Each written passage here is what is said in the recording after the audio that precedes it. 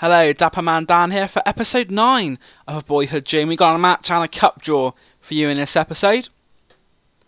First, we've got the weekend preview. So Barnsley are playing against Doncaster Rovers in the early televised kickoff, I imagine, 12:45. Local derby there in Yorkshire.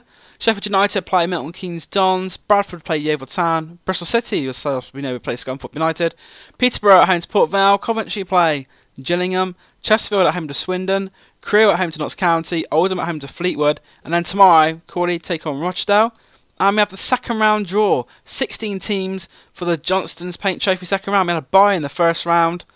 So here's the first draw. Exeter will be at home at St James's Park. They'll play Newport County, who knocked out Yeovil Town in the previous round. Swindon have got a home game at the county ground, and they will be up against Coventry of League One. So an all League One tie there. MK Dons are going to be at home at the MK Stadium MK. They're going to play League 2 side Oxford.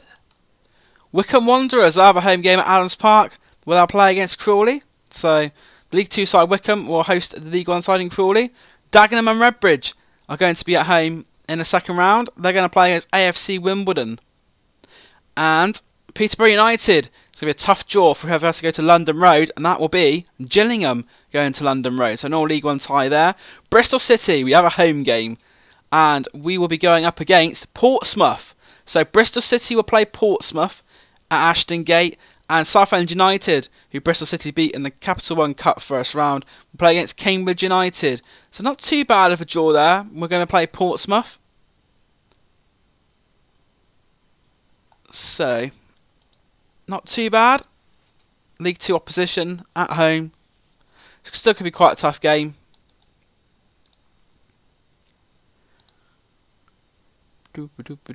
Any of our first team? Nope, no one near the first team on that one.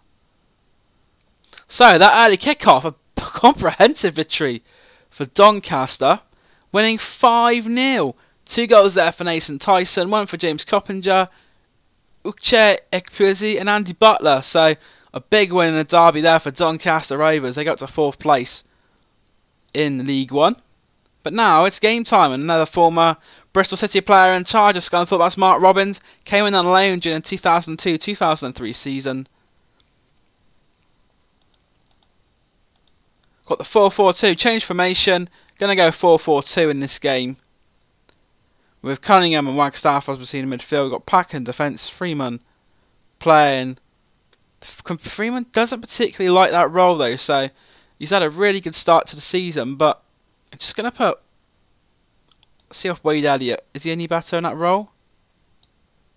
Going to give Wade Elliott a rare start, but then Derek Williams is away, so he can't play. So we'll have to bring Tavernier on the bench, probably he's not likely to come on at all, but he's going to go on the bench. Other than that, Cunningham left midfield. Could we bring Freeman on the left? Yes, we can. So that's what we'll do. Put Freeman on the left, Wagstaff on the right, got Pack and Elliott in the middle, and Wilbraham and Agard up front. Be interesting to see how Luke Freeman does. He's been playing centre attacking midfield, but been pushed out onto the left when we try a new formation. A 4-4-2. It would have been nice to have Derek Williams, but he wasn't going to be playing anyway. Right, danger men for them. We've got Guy McSheffrey. He's a danger, possibly. Other than that, I don't think they've really got any players.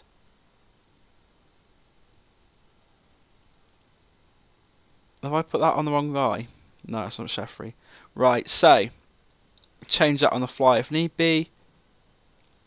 I don't want to, of course I want them to dominate, but at the same time, show them what we can do. Here we go then, Ashton Gate, the venue. Carly Osborne playing again. He had an impressive first start against Notts County, got man of the match. But it'll be interesting to see how the Bristol City side do after losing to Cardiff City quite heavily 4-1 in the week. They came back away at Notts County, picked up a point. Now they are back at Ashton Gate. Freeman is going to put his corner into a 6-yard box, headed away. Wade Elliott making a rare start. Out to Freeman. Back to Elliott. Put a ball in towards the penalty area, which he does. Inside the area towards Pack. Oh, just wide of the goal from Marlon Pack. Could have been an early goal there for Bristol City. And we are aware that Wade Elliott, maybe not quite the fittest of players, which is why we've got players on the bench. Bobby Reid. And with chance of header just wide there from Wilbraham. I was going to say, we have got some Corey Smith as well. We have some players on the bench who will be able to fill in for Wade Elliott, should he not be able to complete the game this afternoon. Agard inside for Wade Elliott. We know he's got a bit of a shot on him. Instead he's going to play it for Freeman, and Freeman, a rather poor effort there from Luke Freeman. Maybe Wade Elliott would have been better having a shot himself, but still 0-0 at Ashton Gate. Played 15 minutes. In the other games, Sheffield United 0, MK Dons 1. Dean Bowditch with a goal there for MK Dons, but we're still goalless at Ashton Gate. Elliott into Wagstaff, penalty! Eddie Nolan with the foul, and Scott Wagstaff has won Bristol City a penalty. Now the last penalty we saw Bristol City take was against Cardiff City, and that was taken by Aidan Flint, and it's Flint who's going to step up with the responsibility again. It's a great penalty against Cardiff that Flint scored. So here we go, Aidan Flint from the spot. We've had 25 minutes. It's going to take a run up. It's going to go top corner again. And Aidan Flint gives Bristol City the lead. Great penalty from Flint. Really showing there's an attribute of his. And the keeper wasn't going to that one again. And Aidan Flint has finally broken a deadlock. As we can see here, another powerful penalty into the top corner. And Bristol City lead by 1-0. Scunthorpe now 1 goal down in this game, thanks to Aidan Flint's penalty. And Sheffrey to Van Veen, but Freeman gets it back for City. Bryan play a long ball upfield towards Wilbraham. Wilbraham is not going to get there. It's going to be the keeper for Scunthorpe, Daniels. He'll get there, and Daniels will feel a little bit shocked at the fact that his team are 1-0 down. That Flint penalty, the only opportunity that really has been had of this game, but that's a good ball long upfield, and Garley Osborne's missed his header, and this is Van Veen now for Scunthorpe, but Flint, the goal scorer, getting a foot in at the other end as well. Another long ball upfield, but it's going to go back to Daniels in the goal for Scunthorpe. Joe Bryan there with a foul on Van Veen. He's not going to get a booking there this time.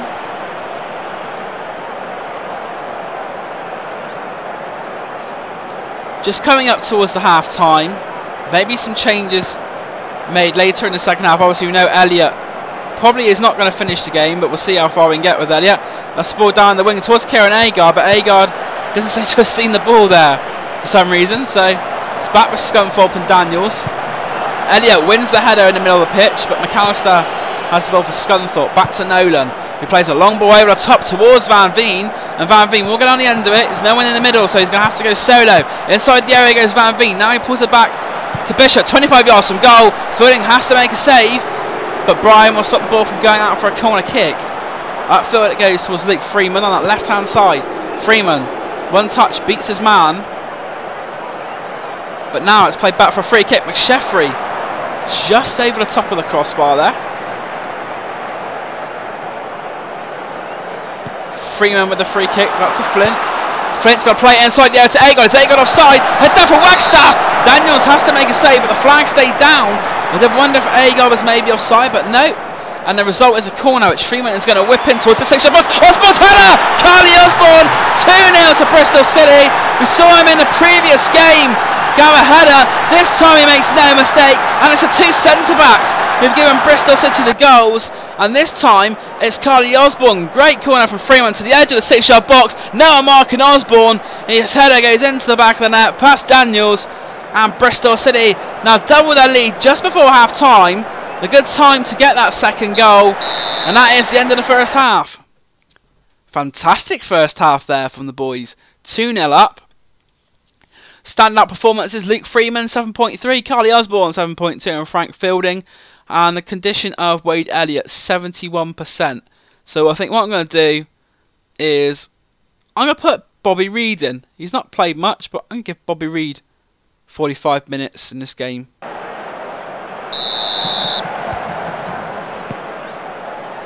See how he gets on.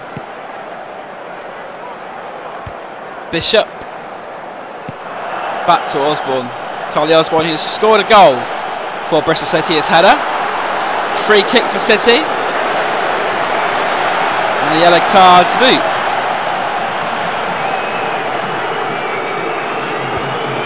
Sheffrey. Good tackle from Bryan to win the ball. So Joe Bryan down the left hand side will play it forward to Aaron Wilbraham. Wilbraham not found the net for a couple of games now. Neither is Kieran Agard, but here is Agard on the ball. Agard squares it for Bobby Reid, the second half substitute. Wagstaff back to Luke Ayling. Forward for Wagstaff. There's two players in the middle. Well, it's Wilbraham offside though. Wilbraham put it into the back of the net, but unfortunately the flag was up. Scott Wagstaff apparently offside. But that, just talking about Aaron Wilbraham's lack of goals, that could have been it there though. Double substitution. On comes Tom Hopper for Scunthorpe.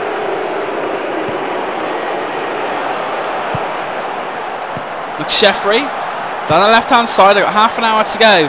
Scunthorpe to find 2 goals if they are going to win this football match. McSheffrey into the air towards Hopper, and Hopper, the substitute, has put it past Frank Fielding, and the game back at 2-1. His 5th goal of the season, Tom Hopper, so not short of a goal or 2. But Hopper comes off the bench and shows Mark Robbins what he can do. The ball was from McSheffrey inside the penalty area. Hopper just takes it first time, just beats Frank Fielding, but that's made this game a little bit more closer. Nolan comes on for Dawson, so that's Eddie Nolan. Free kick here from Magnell Lira wide the post, but 2-1, a little bit less secure for Bristol City. Yellow card for Magnell Lira, and I think we are going to make substitution here, you know, because Aaron Wilbraham again, 6.5, but not really much of action. He had a disallowed goal. Jordi Harula will take his place, and as far as players tired, Carly Osborne is struggling. The only player I've got, in fact, there is no recognisable centre-back on the bench, unfortunately. So, what do we do here? What we do, then, is we'll have to put Harula on for now. I think what we'll do, just make that one change for now.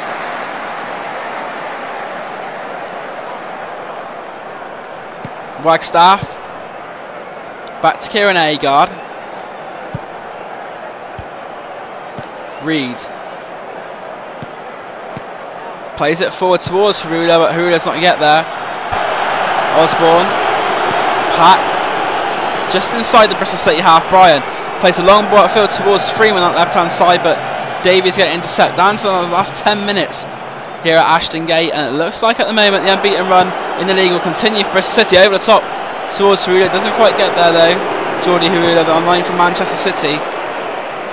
And Jordi Harula, a player who really does need to start making an impact in this Bristol City side. Came in on loan after the injuries, J. Emmanuel Thomas, but at the other end, hop over the chance of Scunthorpe. He scored 1, blazed that one wide though, luckily. Freeman, it was Aidan Flint, headed back to Agar, chance, shoots, oh, unlucky there. And Aidan Flint, the man who said last week he wanted to leave Bristol City, he wanted to go to Wolverhampton Wanderers, having a good game there in centre back. He scored a goal, free kick. Marrow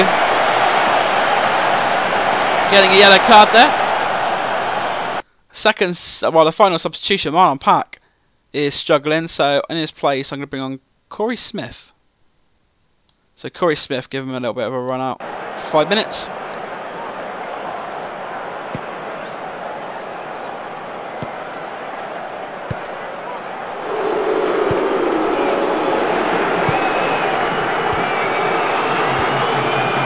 Hopper on the ball. I don't like it when Hopper's on the ball, because Hopper is quite dangerous, but dispossessed there, luckily.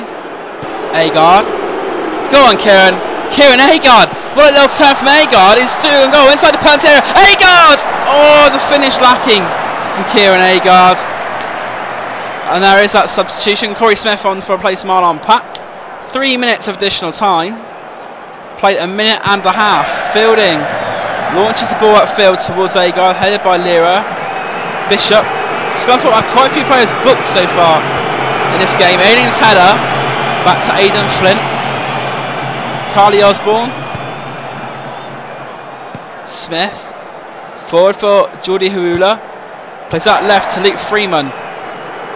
Freeman dispossessed, but he's going to get it back, Luke Freeman. Good persistence there from Freeman. Jay Bryan on the ball. Corey Smith. Plays it upfield. There's no one in the penalty area though. Dawson will clear it for Scunthorpe United. Just under a minute left of this game. Ailing to Agard. Wagstaff. Bobby Reid. Wagstaff down the right outside, puts it into the area. Agard beaten in the air. Reid, Wagstaff, and Smith will launch upfield towards Freeman, but it's going to go out play. 25 seconds left of this game. I don't know what to do about Jordi Harula. I really don't. He doesn't seem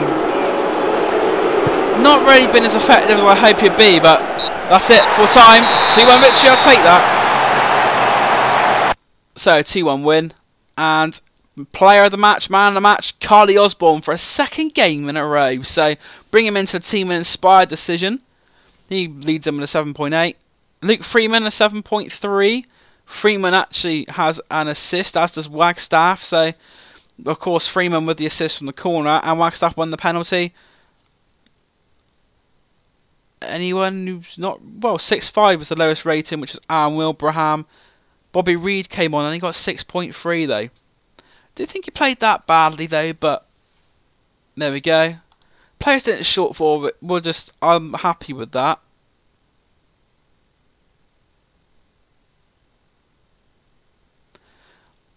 Second half was a bit disappointing, you know.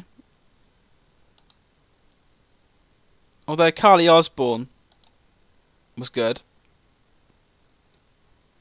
Maybe it's defenders who feel they've been a bit aggrieved, I think, by that. But we'll see. That result puts us third in the League One table, or tied for second with MK Dons on goal difference. Oldham, Lee Johnson's Oldham, top the league with 15 points. Peterborough at the bottom, still don't have a point in 6 games. That's very, very unexpected. Have a run down the results, and then I think that'll be the end of this episode. As we saw before, 5-0 for Doncaster. Bradford have beaten Yeovil 2-1. We beat Scunthorpe 2-1. Chesterfield 4, Swindon Town 1. Always good to see Swindon losing. Coventry 0, Gillingham 3. Crewe 2, Notts County 2. 89th minute equaliser from, is that Marcus Haber? Yeah, Marcus Haber. Making it 2-2. Oldham 1, Fleetwood 0. Peterborough 1, Port Vale 2, but Peterborough were down to 10 men for most of the game there. And it's finished Sheffield United 2, MK Dons 2. So that's episode 9 of Boyhood Dream. Hope you're enjoying the series. But for now, that's going to be me saying goodbye.